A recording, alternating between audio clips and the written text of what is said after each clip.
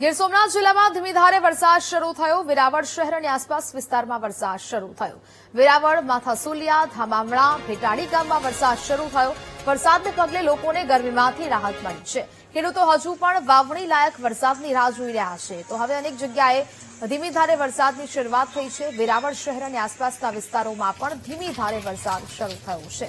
જોકે હવે સારા વરસાદની રાહ ખેડૂતો હજી પણ જોઈ રહ્યા છે। ધોધમાર અને ભારે વરસાદ આવે તેની રાહ ખેડૂતો જોઈ રહ્યા છે। વાવણી લાયક વરસાદ થાય તેવું પણ હાલ આશાઓ છે તે ખેડૂતો વ્યક્ત કરી રહ્યા છે। વેરાવળમાં અનેક જે વિસ્તારો છે ત્યાં વરસાદી માહોલ છવાયો છે। જોકે અત્યારે ધીમે ધારે વરસાદ છે તે વરસી રહ્યો છે। શહેર અને ગ્રામ્ય વિસ્તારોમાં વરસાદી વાતાવરણ છે તે જામ્યું છે।